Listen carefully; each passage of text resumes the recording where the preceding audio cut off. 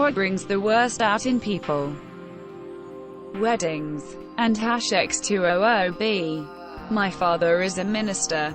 He says he would rather help with a funeral over a wedding any day. Weddings leave people with a sense of extreme desperation to achieve perfection. Hunger can make people do things they never thought they were capable of doing. It can drive your mind out of control. Divorce proceedings. Especially with kids involved, it can turn a couple of average people into monsters. Traffic. Stress. Most of us are capable of being decent human beings who make a positive contribution to society. You add stress into the mix and people start to crack. Financial stress, relationship stress, work stress. It doesn't matter. When our focus is pulled into simply surviving and staying afloat, our ability to empathize or provide support to others greatly diminishes. I think this is tied in with the low morale we are all experiencing right now. We're all unbelievably stressed. I've seen some of the nicest people completely snap and act shockingly because they just can't take the pressure anymore. The word free in a retail or restaurant type of setting. People will trample one another, take all of the items so there aren't any for others, gorge themselves, try to sneak food out with them. It's disgusting. Inheritances. I've seen both my family and friends' families absolutely ripped apart after someone dies and another family member doesn't feel they've received their share, or that the will was unfair, or that property mysteriously goes missing before the estate is settled. Awful. Awful stuff. I think the worst is my friend's dad and his sister haven't spoken for over 30 years due to a squabble over their mother's will. 30 years. The kicker is that they're both quite well off on their own. Friend's dad is a very successful trial lawyer, and friends aren't married a successful doctor. This wasn't money either of them ever actually needed, but they've not had a relationship for decades because of it. Funerals. All the heightened emotions make people irrational.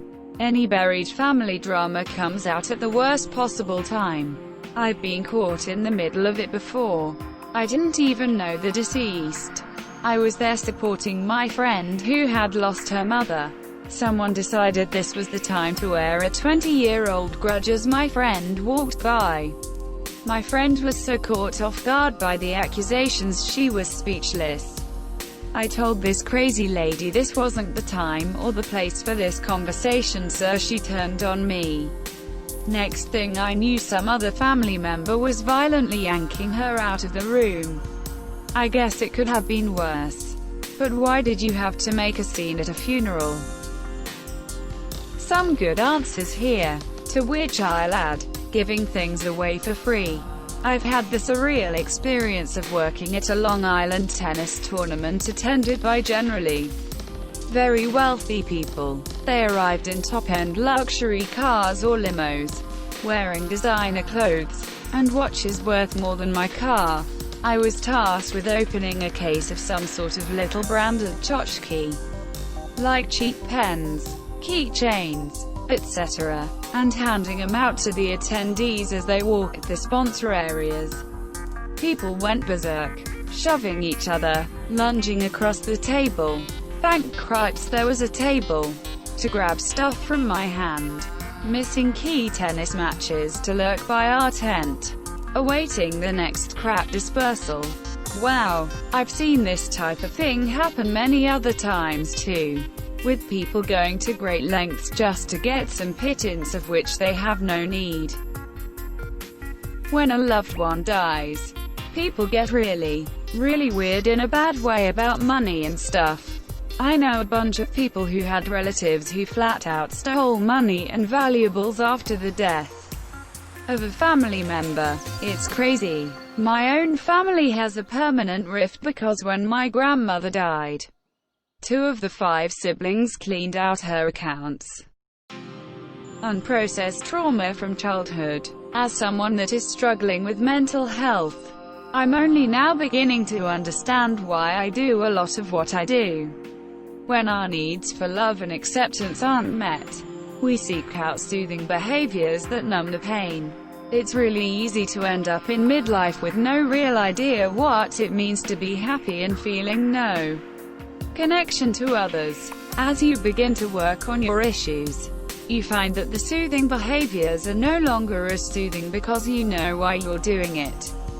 So, you're stuck with the emptiness that you've always felt and no way to get out of the feeling.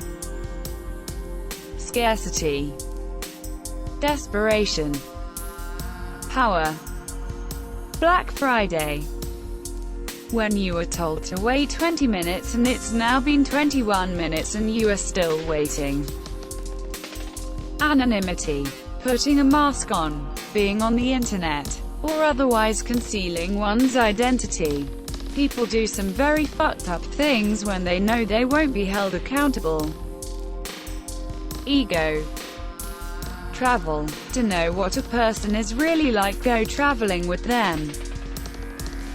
Traffic. The after-work rush home is the worst. Everyone is tired, has generally had a bad day and will do anything just to get home and relax. I-4 in Tampa is basically Mad Max Fury Road but with regular cars. League of Legends. Not being accepted by other people.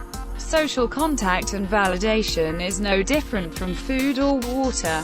Yes, people can starve on validation too. That's why simple things like greeting strangers in the street, or always saying, thank you, are so critically important. Money. The moment money is involved, a person's true nature comes out. And most of the time, it won't be pretty. Echo chambers. It is easy to dehumanize people who are different than you when you never spend any time interacting with them. Jealousy. Not just for success. I've seen many relationships crumble because someone was happier than the other. Mario Kart, Monopoly, Uno. Basically any game where you can really fuck over your friends and family. People get real stupid when it comes to their kids. That my baby can do no wrong attitude when your child is fucking shit up needs to stop. Cocaine. Entitlement. Politics. Pain. But at the same time it can bring out the strength you never thought you had, too. A pandemic, obviously. Death in the family. Nothing draws the worst of the worst extended family out from under their rock like the prospects of free shit. Parking. Politics. Politics. Money. The poor want it, the rich use it, and the inheritors will kill over it. Money. I know lovely people that when you get money involved they turn into greedy assholes. I'm selling my company for a few mil as sole owner and decided to give each employee a massive piece of it because they deserved it in my mind. Some up to 35%. I thought it was generous.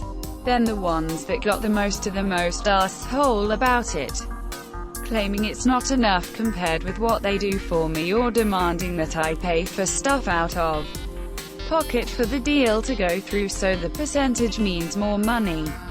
I was like, WTF. I don't give a shit about money as can plainly be seen. It came naturally from good and hard work. But these people, it's all they care about. They are wonderful people otherwise. Alcohol. If alcohol were discovered tomorrow, it would be illegal. Bullying. I got bullied a lot in primary school.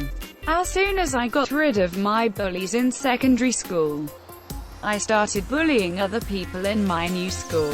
I regret it. I was such a dick then. Diarrhea. You winning the lottery, your family will turn into super leeches. Custody battles. Holy fuck. thinking they're being cheated. It almost makes me want to stop doing games in class because if there's two teams, both teams always complain that the other team has some sort of unfair advantage. In reality, neither team understands the true length of a minute and thinks they're being cheated on time. Reddit.